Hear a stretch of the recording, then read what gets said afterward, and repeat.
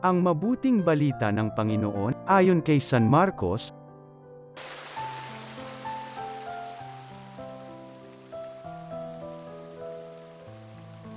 Dalawang araw na lamang at pista na ng Paskwa at ng tinapay na walang lebadura. Ang mga punong saserdote at ang mga eskriba ay naghahanap ng paraan upang lihim na maipadakip si Jesus at maipapatay. Sinabi nila, ngunit huwag sa kapistahan, baka magkagulo ang mga tao. Nooy nasa Betania si Jesus, sa bahay ni Simong Kitongin. Samantalang siya'y kumakain, dumating ang isang babaeng may dalang sisidlang alabastro na puno ng mamahaling pabango. Ito'y dalisay na nardo. Binasag niya ang sisidlan at ang pabango'y ibinuhos sa ulo ni Jesus. Nagalit ang ilang naroroon, at sila'y nag-usap-usap, ano't inaksaya ang pabango. Maipagbibili sana yon ng higit pa sa 300 denaryo, at maibibigay sa mga dukha ang pinagbilhan. At sinisi nila ang babae. Ngunit sinabi ni Jesus, bakit ninyo siya ginugulo? Pabayaan ninyo siya. Mabuti ang ginawa niyang ito sa akin. Habang panahoy kasama ninyo ang mga dukha, at anumang oras na inyong ibigin ay magagawa ninyo sila ng mabuti. Ngunit ako'y hindi ninyo kasama sa habang panahon. Ginawa niya ang kanyang makakaya, hindi pa may binuhusan na niya ng pabango ang aking katawan bilang paghahanda sa paglilibing sa akin. Sinasabi ko sa inyo, saan man ipangaral ang mabuting balita, mababanggit din naman ang ginawa niyang ito bilang pag-aalaala sa kanya. Si Judas Iscariote, isa sa 12, ay pumunta sa mga punong saserdote upang ipagkanulo si Jesus.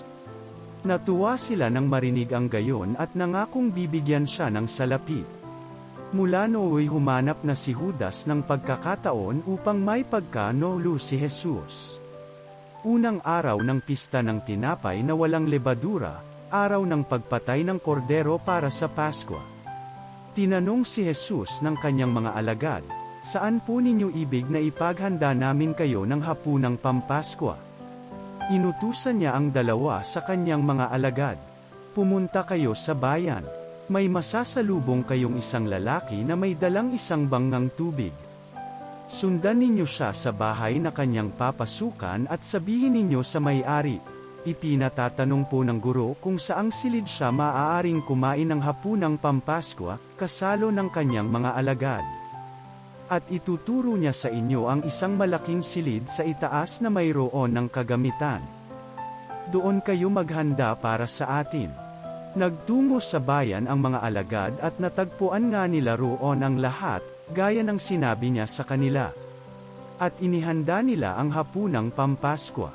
Kinagabi ay dumating si Jesus kasama ang 12. Nang sila'y kumakain na, sinabi ni Jesus, tandaan ninyo ito, isa sa inyo na kasalo ko'y magkakanulo sa akin.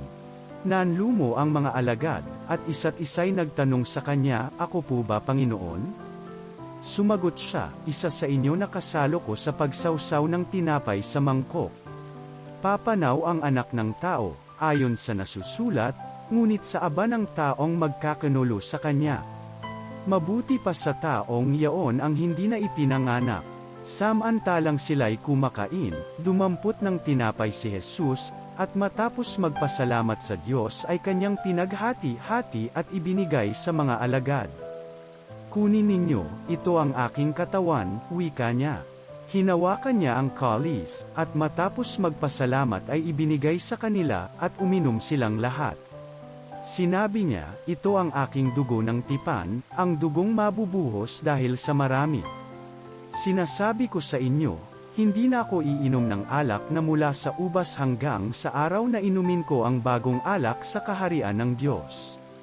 Umawit sila ng isang imno, at pagkatapos nagtungo sa bundok ng mga olibo.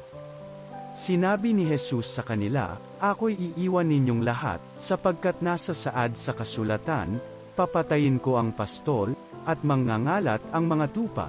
Ngunit pagkatapos na ako'y muling mabuhay, mauuna ako sa inyo sa Galilea. Sumagot si Pedro, kahit na po iwan kayo ng lahat, hindi ko kayo iiwan. Tandaan mo, sabi ni Jesus sa kanya, sa gabi ring ito, bago tumilaok ng makalawa ang manok ay makaitlo mo akong itatatwa. Subalit matigas na sinabi ni Pedro, kahit ako'y patayin kasama ninyo, hindi ko kayo itatatwa. Gayon din ang sabi ng ibang alagad. Dumating sila sa isang lugar na tinatawag na Getsemani. Sinabi ni Jesus sa kanyang mga alagad, dito muna kayo at mananalangin ako. Ngunit isinama niya si Pedro, Santiago at Juan. At nagsimoo lang mabagabag at maghirap ang kanyang kalooban. Sinabi niya sa kanila, ang puso ko'y tigib ng hapis at halos ikamatay ko. Maghintay kayo rito at magbantay.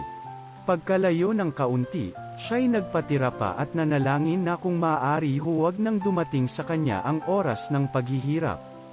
Ama, Ama ko, wika niya, mapangyayari mo ang lahat ng bagay. Alisin mo sa akin ang kalis na ito ng paghihirap. Gayon may huwag ang kalooban ko kundi ang kalooban mo ang masunod. Nagbalik siya at dinatnan niyang natutulog ang tatlong alagad. Sinabi niya kay Pedro, natutulog ka, Simon? Hindi ka ba makapagbantay kahit isang oras man lang? Magpuyat kayo at manalangin upang huwag kayong madaig ng tukso. Ang espiritu'y nakahanda, ngunit ang laman ay mahina. Muling lumayo si Jesus at nanalangin, at ang dati niyang kahilingan ang siyang sinambit. Nagbalik siyang muli sa kanyang mga alagad at naratnan na namang natutulog, sapagkat sila'y antok na antok. At hindi nila malaman kung ano ang kanilang sasabihin sa kanya. Sa ikatlong pagbabalik niya ay kanyang sinabi sa kanila, tulog pa ba kayo hanggang ngayon? Kayo ba'y namamahinga pa? Tama na, dumating na ang oras na ang anak ng tao'y ipagkakanolo sa masasama. Tayo na't narito na ang magkakanolo sa akin. Nagsasalita pa si Jesus nang dumating si Judas, isa sa 12, na kasama ng maraming taong may mga dalang tabak at pamalo. Inutusan sila ng mga punong saserdote, ng mga eskriba at ng matatanda ng bayan. Ang taksil ay nagbigay sa kanila ng isang hudyat. Ang hagkan ko iyon ang inyong hinahanap. Siya'y dakpin ninyo at dalhin, ngunit bantayang mabuti. Pagdating ni Judas, agad siyang lumapit kay Jesus, Guro. Ang bati niya, sabay halik. At sinunggaban si Jesus ng mga tao at dinakip. Nagbunot ng tabak ang isa sa mga naroon, at tinaga ang alipin ng pinakapunong saserdote, at netigpas ang tainga niyon. At sinabi ni Jesus sa mga tao, tulisan ba ako at naparito kayong may mga dalang tabak at pamalo upang ako'y dakpin? Araw-araw ako'y nagtuturo sa templo at naroon din kayo, ngunit hindi ninyo ako dinakip. Subalit, kailangang matupad ang sinasabi ng kasulatan. Nagsitakas ang mga alagad at iniwan siya. Sinundan siya ng isang binatang walang damit sa katawan maliban sa balabal niyang kayong lino. Sinunggaban siya ng mga tao, ngunit iniwan niya ang kanyang balabal at tumakas na walang kadamit-damit. At dinala nila si Jesus sa bahay ng pinakapunong saserdote. Do'y nagkatipon ang lahat ng punong saserdote, ang matatanda ng bayan, at ang mga eskriba. Si Pedro'y sumunod sa kanya, ngunit malayo ang agwat.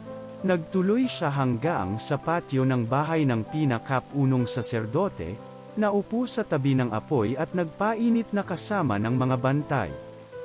Ang mga punong saserdote at ang buong Sanhedrin ay naghahanap ng maipararatang kay Jesus upang maipapatay siya. Ngunit wala silang makuha.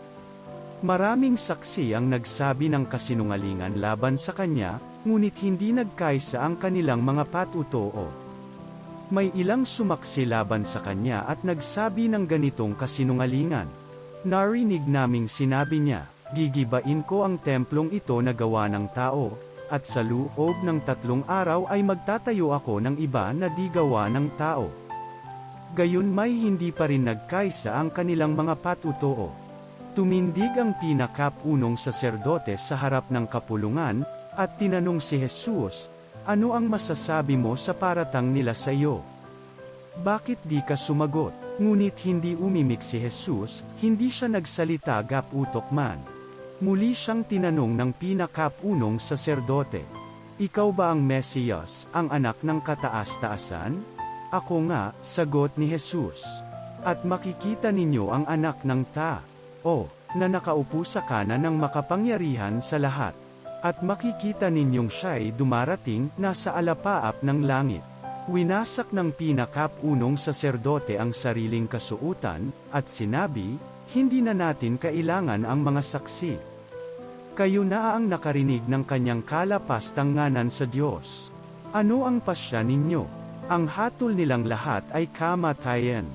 At niluran siya ng ilan, piniringan at pinagsusuntok, kasabay ng wikang, "Hulaan mo nga, sino ang sumuntok sa iyo?" At pinagsasampal siya ng mga bantay. Si Pedro naman naroon pa sa ibaba, sa patio, nang dumating ang isa sa mga alila ng pinakapunong saserdote. Nakita ng babaeng ito si Pedro na nagpapainit sa apoy, at kanyang pinagmasdang mabuti. "Kasama ka rin ng Jesus na iyang taga-Nazaret," sabi niya. Ngunit tumanggi si Pedro. "Hindi ko nalalaman, hindi ko nauunawaan ang sinasabi mo," sagot niya. At siya'y lumabas sa pasilyo at tumilaok ang manok. Nakita na naman siya roon ng alilang babae at sinabi sa mga naroon, ang taong ito'y isa sa kanila. Ngunit itinatwa na naman ito ni Pedro. Makalipas ang ilang sandali, sinabi na naman kay Pedro ng mga nakatayo roon, "Talagang isa ka sa kanila. Taga Galilea ka rin. Sumpain man ako ng langit, talagang hindi ko nakikilala ang taong yan." Sagot ni Pedro. Siyang namang pagtilaok ng manok. Naalaala ni Pedro nang sinabi sa kanya ni Jesus, "Bago tumilaok ng makalawa ang manok ay makaitlo mo akong itatatwa."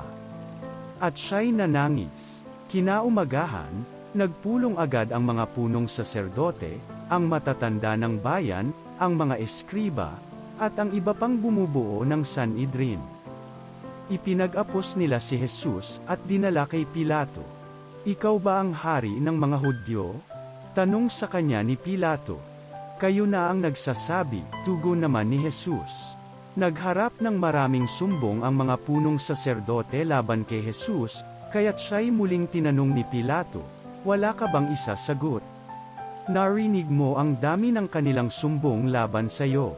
Ngunit hindi na tumugon pa si Jesus, kaya't nagtaka si Pilato. Tuwing pista ng Paskwa ay nagpapalaya si Pilato ng isang bilanggo sino man ang hilingin sa kanya ng taong bayan.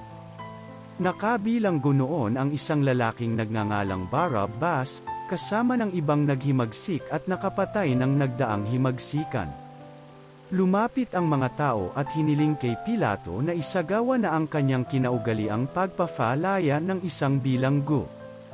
"Ibig ba ninyong palayain ko ang hari ng mga Hudyo?" tanong niya sa kanila. Alam ni Pilato na inggit ang nag-udyok sa mga punong saserdote na dalhin sa kanya si Jesus. Ngunit ang mga tao'y sinulsulan ng mga punong saserdote na si Barabbas ang hilinging palayain. "Kung gayon, ano ang gagawin ko sa taong ito na tinatawag ninyong hari ng mga Hudyo?" tanong uli ni Pilato. "Ipako sa krus," sigaw ng mga tao. "Bakit, ano ba ang kasalanan niya?" ani Pilato. Ngunit lalo pang sumigaw ang mga tao, "Ipako siya sa krus." Sa paghahangad ni Pilato na pagbigyan ang mga tao, pinalaya niya si Barabbas. Si Jesus ay kanyang ipinahagupit at ibinigay sa kanila upang ipako sa krus. Dinala ng mga kawal si Jesus sa pretoryo, ang tirahan ng gobernador, at kanilang tinipon ang buong batalyon. Sinuutan nila si Jesus ng isang balabal na purpura. Kumuha sila ng halamang metinik, ginawang korona at ipinutong sa kanya. At sila'y patuyang nagpugay at bumati sa kanya. "Mabuhay ang hari ng mga Hudyo." Siya'y pinaghahampas nila ng tambu sa ulo, pinaglulurhan, at palibak na niluhod-luhuran. At matapos kutsain, siya'y inalisan nila ng balabal, sinuutan ng sariling damit, at inilabas upang ipako sa krus. Nasalubong nila ang isang lalaking galing sa bukid, si Simon na taga Cyrene, ama ni na Alejandro at Rufo. Pilit nilang ipinapasan sa kanya ang krus ni Jesus. At kanilang dinala si Jesus sa lugar na kung tawagi Golgotha, ibig sabihi pook ng bungo. Binigyan nila siya ng alak na may kahalong mira, ngunit hindi niya ininom. Ipinako siya sa krus, at nagsapalaran sila upang malaman kung alin sa kanyang mga damit ang mapupunta sa bawat isa. Ika-9 ng umaga nang ipako nila sa krus si Jesus. Sa itaas ng krus isinulat ang sakdal laban sa kanya, ang hari ng mga Hudyo. 2 tulisan ang kasabay niyang ipinako sa krus, isa sa kanan niya at isa sa kaliwa. Sa gayoy natupad ang nasa saad sa kasulatan. Ibinilang siya sa mga salarin. Nilibak siya ng mga nagdaraan. Natatango-o nang nagsabi, "Di ba ikaw ang gigiba ng templo at muling magtatayo nito sa loob ng 3 araw? Iligtas mo ngayon ang iyong sarili. Bumaba ka sa krus." Kinutya rin siya ng mga punong saserdote at ng mga eskriba, at ang sabi sa isa't isa, "Iniligtas niya ang iba, ngunit di mailigtas ang sarili. Makita lang nating bumaba sa krus ang Mesiyas na iyan na hari ng Israel, maniniwala tayo sa kanya." Inalipusta din siya ng mga nakapakong kasama niya. At nagdilim sa buong lupain mula sa tanghaling tapat hanggang sa 3 ng hapon.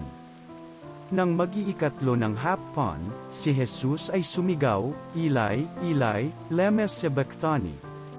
Na ang ibig sabihin, Diyos ko, bakit mo ako pinabayaan?" Narinig ito ng ilan sa mga nakatayo roon, at kanilang sinabi, "Pakinggan ninyo, tinatawag niya si Elias." May tumakbo at kumuha ng espongha, ito'y binasa ng maasim na alak, at pagkatapos ay inilagay sa dulo ng isang tambo at ipinasipsip kay Jesus. Sabi niya, "Tingnan nga natin kung darating si Elias upang ibaba siya." Sumigaw ng malakas si Jesus at nalaggotan ng hininga. Dito luluhod ang tahanan at sandaling mananahimik. Biglang nawasak sa gitna ang tabing ng templo, mula sa itaas hanggang sa ibaba. Nakatayo sa harap ng krus ang isang kapitan ng mga kawal at kanyang nakita kung paano namatay si Jesus, kaya't sinabi niya, "Tunay ngang anak ng Diyos ang taong ito." Naroon din ang ilang babae at nakatanaw mula sa malayo, kabilang sa kanila si Maria Magdalena, si Mariang ina ni na Santiago ang bata, at Jose at Salome. Mula pa sa Galilea ay nagsisunod na sila at naglingkod kay Jesus. At naroon din ang iba pang babaeng sumama kay Jesus sa Jerusalem. Nang magtatakip silim na, dumating si Jose na taga Arimatea, isang iginagalang na kagawad ng Sanhedrin, siya'y naghihintay sa pagdating ng paghahari ng Diyos. Sapagkat araw noon ng paghahanda, o bisperas ng araw ng pamamahinga, naglakas loob siyang lumapit kay Pilato at hiningi ang bangkay ni Jesus. Nagtaka si Pilato nang marinig niyang patay na si Jesus, kaya't ipinatawag niya ang kapitan at tinanong kung ito'y totoo. Nang malaman niya sa kapitan na talagang patay na si Jesus, pumayag siyang kunin ni Jose ang bangkay. Bumili si Jose ng kayong lino. Nang may baba na ang bangkay ay kanyang binalot sa kayong ito at inilagay sa isang libingang inuka sa tagiliran ng dalesdis na bato. Pagkatapos, iginulong ang isang malaking bato sa pintuan ng libingan. Nagmamasid naman si Maria Magdalena at si Mariang ina ni Jose, at nakita nila kung saan inilibing si Jesus. Ang mabuting balita ng Panginoon.